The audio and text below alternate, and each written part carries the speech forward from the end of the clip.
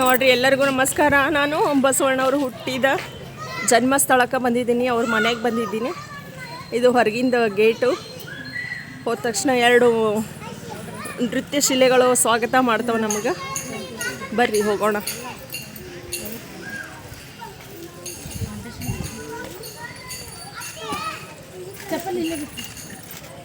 ಹನ್ನೆರಡನೇ ಶತಮಾನದ ಬಸವಣ್ಣನವರು ಇಂದಿಗೂ ಜಗತ್ಪ್ರಸಿದ್ಧವಾಗಿದ್ದಾರೆ. ನಾವು ಈಗ ಅವರು ಹುಟ್ಟಿ ಎಷ್ಟು 900 ವರ್ಷ ಆದರೂ ಸಹಿತ ಅವರು ನಮಗಿನ್ನೂ ಚಿರಜೀವಂತವಾಗಿದ್ದಾರೆ.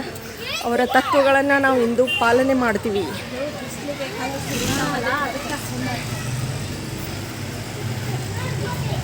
ಅವರ ತತ್ವಗಳು, ಅವರ ಸಿದ್ಧಾಂತಗಳು, ಅವರ ವಿಚಾರಗಳು ಇಂದು ನಮಗೆ ಖರೆ ಅನ್ನಿಸ್ತವೆ. ಈಗೂ ಪಾಲನೆಯಲ್ಲಿ ನಡೆದಿದ್ದಾವೆ. ಇದೆ ನೋಡ್ರಿ ಮೇನ್ ಡೋರ್.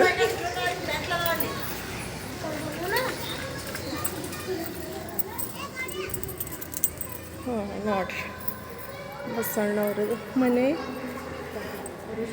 ನೋಡ್ರಿ. ಋಷಿಗಳು ಹೇಳ್ತಾರೆ ಬಸವಣ್ಣವ್ರ ಅಪ್ಪಾಜಿಗೆ ಮಾದಲಾಂಬಿಕಾ ಅವ್ರ ತಾಯಿ ನೋಡ್ರಿ.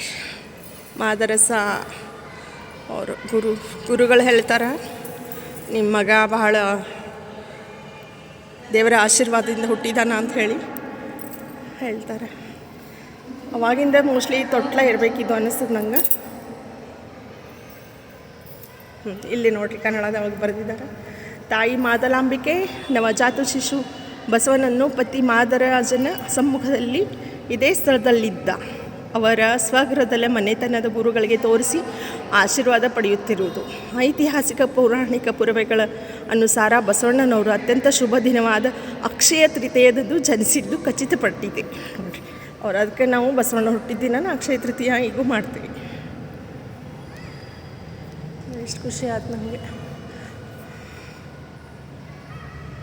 ಪುಣ್ಯ ಪುರುಷ ಎಲ್ಲಿ ಹುಟ್ಟಿದ್ದ ಸ್ಥಳಕ್ಕೆ ನಾವು ಬಂದು ಪುಣ್ಯ ಆದ್ವಿ ಅನ್ನಿಸ್ತದ. ಅವನೇ ಬರೀ ಮುಂದೆ ಹೋಗೋಣ.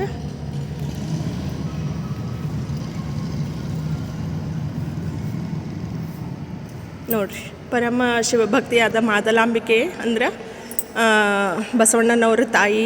ಬಸವಣ್ಣ ದೇವರಿಗೆ ನಂದೀಶ್ವರನನ್ನು ಪೂಜಿಸಿರೋ ಫಲವಾಗಿ ಬಸವಣ್ಣವರು ಹುಟ್ಟಿದರು. ಅದರ ಪ್ರತೀತ ಅವರಿಗೆ ಬಸವ ಎಂದು ಹೆಸರಿಟ್ಟರು.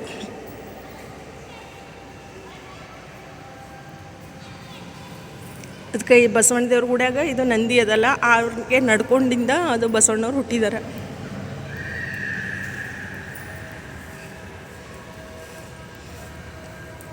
ನೋಡ್ರಿ, ತೀಕ್ಷ್ಣಮತಿಯಾದ ಬಾಲಕ ಬಸವನು ತನ್ನ ಕಾಲದಲ್ಲಿ ವ್ಯಾಪಕವಾಗಿ ಪ್ರಚಿತಿಯಲ್ಲಿದ್ದು ಯಜ್ಞ, ಯಾಗಾದಿ, ಪ್ರಾಣಿ ಬಲಿ, ಉಪನಯನ ಇತ್ಯಾದಿಗಳನ್ನು ತಿರಸ್ಕರಿಸಿದ್ದು. ನೋಡಿರಿ, ಆವಾಗ ಅವ್ರೇನು ಹೇಳ್ತಾರೆ, ಅವ್ರಿಗೆ 8ನೇ ವರ್ಷದಾಗ ಉಪನಯನ ಮಾಡ್ಲಿಕ್ಕೆ ಹೋಗ್ತಾರೆ ಅವ್ರ ತಂದೆ ತಾಯಿ.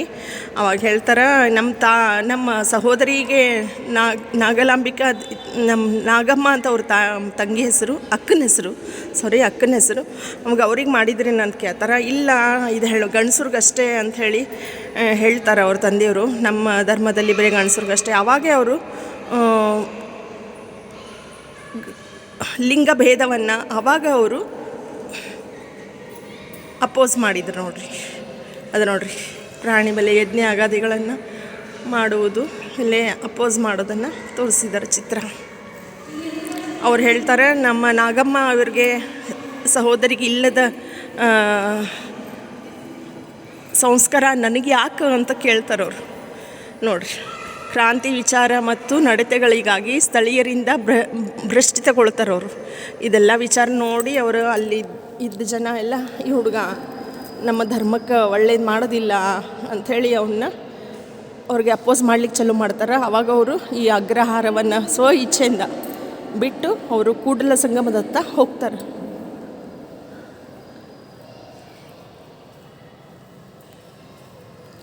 ನೋಡಿ, ಕೂಡಲ ಸಂಗಮದಲ್ಲಿ ಬಾಲಕ ಅಲ್ಲಿ ರೇವಣ್ಣ ಗುರುಗಳ ದರ್ಶನ ಪಡೆಯುತ್ತಿರ್ತಾರೆ.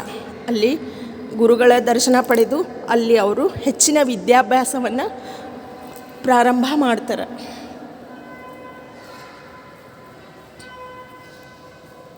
ನೋಡಿರಿ, ಕೂಡಲ ಸಂಗಮ ಅಗ್ರಹಾರದಲ್ಲಿ ಆಶ್ರಯ ಪಡಿತಾರೆ ಹಾಗೂ ಮಾರ್ಗದರ್ಶನ ನೀಡುತ್ತಾ ಗುರುಗಳ ಸಮ್ಮುಖದಲ್ಲಿ ಅಧ್ಯಯನ ಮಾಡುತ್ತಿರುವ ಬಸವನನ್ನು ತಂದೆ ತಾಯಿಗಳು ನೋಡುತ್ತಿರೋದು ನೋಡ್ರಿ. ಅವ್ರ ತಂದೆ ಇರೋ ಮಗ ಹೋದ ಅಂತ ಚಿಂತೆ ಮಾಡ್ತಾರೆ. ಖರೆ ಅವರು ಅಲ್ಲಿ ಕೂಡಲ ಸಂಗಮಕ್ಕೆ ಬಂದು ಗುರುಗಳ ಸಮ್ಮುಖದಲ್ಲಿ ಅವರು ಅಭ್ಯಾಸ ಮಾಡೋದನ್ನು ಕಂಡು ಖುಷಿ ಪಡ್ತಾರೆ.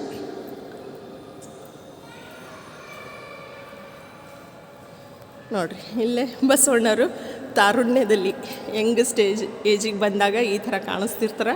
ಕೂಡಲ ಸಂಗಮದಲ್ಲಿ ವ್ಯಾಸಂಗ ಮಾಡಿದ ಬಸವಣ್ಣನವರು ತಾವು ಕಂಡಿದ್ದ ಅಂದಿನದ ಅನಿಷ್ಟ ಹಾಗೂ ಸಾಮಾಜಿಕ ಹಾಗೂ ಧಾರ್ಮಿಕ ಪದ್ಧತಿಗಳನ್ನು ಸುಧಾರಣೆಗೊಳಿಸಲು, ಅದನ್ನು ನಿವಾರಿಸುವುದು ಹಾಗೂ ಅದನ್ನು ಸುಧಾರಣೆ ತರಬೇಕಂತ ಹೇಳಿ ಅನೇಕ ಗಂಭೀರ ವಿಷಯಗಳನ್ನು ಅವರು ವಿಚಾರ ಮಾಡಿ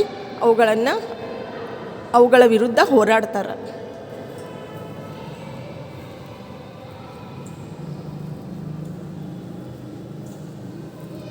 ಕೂಡಲ ಸಂಗಮದಲ್ಲಿ ವ್ಯಾಸಂಗ ಮುಗಿಸಿ ಪ್ರವಾಸತಿಗೆ ಬಂದಿದ್ದ ಬಸವಣ್ಣನವರು ಸೋದರ ಮಾವನೊಂದಿಗೆ ಮಂಗಳವೇಡಿಗೆ ಹೊರಟು ಹೋಗ್ತಾರೆ.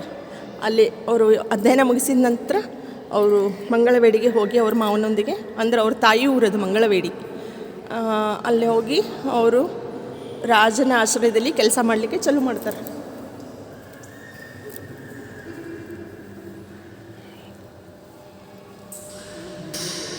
ಮುಂದೆ ಬಸವಣ್ಣವ್ರ ಬಗ್ಗೆ ಏನಂದ್ರೆ, ಈಗಂತೂ ಇಲ್ಲಿಷ್ಟು ಸ್ಟ್ಯಾಚ್ಯೂ ಇದ್ದಾವೆ. ಮುಂದೆ ಬಸವಣ್ಣವರು ಮಂಗಳವೇಡಿಗೆ ಹೋಗಿ ಅಲ್ಲೇ ಬಿಜ್ಜಳ ಆಸ್ಥಾನದಲ್ಲಿ ಅವರು ಮಂತ್ರಿ ಪದವಿಯನ್ನು ಪಡಿತಾರೆ. ಮಂತ್ರಿ ಪದವಿಯನ್ನು ಪಡೆದು ಅಲ್ಲಿ ಅನೇಕ ಸುಧಾರಣೆಗಳನ್ನು ತರ್ತಾರೆ ಹಾಗೂ ಜಾತಿಗಳನ್ನು, ಅವಾಗಿನ ಅನಿಷ್ಟ ಪದ್ಧತಿಗಳನ್ನು ಅಪೋಸ್ ಮಾಡ್ತಾರೆ. ಮುಂದೆ ನಿಮಗೆಲ್ಲರಿಗೂ ಗೊತ್ತಿದ್ದಂಗೆ ಅಸ್ಪೃಶ್ಯತೆಯನ್ನು ಹಾಗೂ ಜಾತಿ ಪದ್ಧತಿಗಳನ್ನು ಅಪೋಸ್ ಮಾಡಿ ಲಿಂಗಭೇದಗಳನ್ನು ಅದರ ವಿರುದ್ಧ ಹೋರಾಡಿ ಅವರು ಮುಂದೆ ಅನೇಕ ಕ್ರಾಂತಿಕಾರಿ ವಿಷಯಗಳ ಬಗ್ಗೆ ವಚನಗಳನ್ನು ಬರೀತಾರೆ. ವಚನಗಳನ್ನು ಬರೆದು ಸಮಾಜದಲ್ಲಿರುವ ಅನಿಷ್ಟ ಪದ್ಧತಿಗಳ ಬಗ್ಗೆ ಜನರಿಗೆ ತಿಳುವಳಿಕೆಯನ್ನು ಹೇಳಿ, ಮುಂದೆ ಅವರು ಬಿಜ್ಜಳನ ಆಸ್ಥಾನದಲ್ಲಿ ಇರುವಾಗಲೇ ಅದು ಜಾತಿ, ಬ್ರಾಹ್ಮಣ ಹಾಗೂ ಶೂದ್ರರ ನಡುವೆ ವಿವಾಹವನ್ನು ಹೊಲಸು ತಿನ್ನುವವನೇ ಹೊಲೆಯ ಅಂಥೇಳಿ, ನಾವು ಯಾರು ಜಾತಿಯಿಂದ ಹುಟ್ಟಿದವರು ಎಲ್ಲರೂ ಹುಟ್ಟಿದಾಗ ಎಲ್ಲರೂ ದೇವರ ಮಕ್ಕಳು, ಇಲ್ಲಿ ಜಾತಿಯನ್ನು ನಾವೇ ಮಾಡ್ಕೊಂಡಿದ್ದೀವಿ, ಹೊಲಸು ತಿನ್ನುವವನೇ ಹೊಲೆಯ ಅಂಥೇಳಿ, ಯಾರೂ ಹೊಲೆಯರಲ್ಲ ಅಂಥೇಳಿ ಶೂದ್ರರ ಬಗ್ಗೆ ಮಾತಾಡಿ ಪ್ರೀತಿಸಿದ 2 ಜೀವಗಳನ್ನು ಒಂದು ಮಾಡ್ಲಿಕ್ಕೆ ಹೋಗ್ತಾರೆ.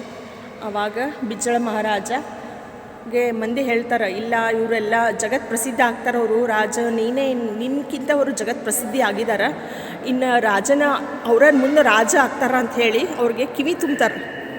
ಬಿಜ್ಜಳ ಮಹಾರಾಜನಿಗೆ ಕಿವಿ ತುಂಬಿದ ತಕ್ಷಣ ಆವಾಗ ಅವರು ಬಿಜ್ಜಳರು ಹೌದು ನನ್ನ ಸ್ಥಾನವನ್ನು ಕಿತ್ಕೋತಾರ ಅಂಥೇಳಿ ಅವ್ರಿಗೆ ಕಠಿಣವಾದ ಶಿಕ್ಷೆಯನ್ನು ಕೊಡಲಿಕ್ಕೆ ಆಜ್ಞೆ ಹೊಡಿಸ್ತಾರೆ. ಆವಾಗ ಅವ್ರ ಕೈಯಾಗ ನಾವು ಸಿಕ್ಕು ಹೋಗೋ ಬದಲಿ ನಾನು ಕೂಡಲ ಸಂಗಮನ ಪಾದದಲ್ಲಿ ಲೀನವಾಗ್ತೀನಿ ಅಂಥೇಳಿ ಜೀವಂತ ಸಮಾಧಿಯಾಗಿ ಕೂಡಲ ಸಂಗಮಕ್ಕೆ ಬಂದು ಅಲ್ಲಿ ಕೂಡಲ ಸಂಗಮದಲ್ಲಿ ನದಿಯಲ್ಲಿ ಮುಳುಗಿ ಶಿವನ ಪಾದವನ್ನು ಸೇರ್ತಾರೆ. ಅವರು ಅದಕ್ಕೆ ಇವತ್ತಿನವರೆಗೂ ನಮಗೆ ಚಿರಜೀವಂತವಾಗಿದ್ದಾರೆ. ಅವರು ಮಾಡಿದ ವಚನಗಳು, ಅಕ್ಕ ಮಹಾದೇವಿಯವರ ವಚನಗಳು, ಬಸವಣ್ಣವರ ವಚನಗಳು, ಅನೇಕ ಶಿವಶರಣರ ವಚನಗಳು ನಮಗೆ ಇನ್ನೂ ದಾರಿದೀಪವಾಗಿದ್ದಾವೆ. ಎಲ್ಲರೂ ತಿಳ್ಕೊಂಡು ಹೋಗಬೇಕು, ಮಾನವ ಜೀವ ಒಂದೇ, ಜಾತಿ ಎರಡೇ, ಒಂದು ಹೆಣ್ಣು ಒಂದು ಗಂಡು, ಈ ಥರ. ಎಲ್ಲರಿಗೂ ನಮಸ್ಕಾರ. ಕೇಳಿದವ್ರಿಗೆ ಧನ್ಯವಾದಗಳು.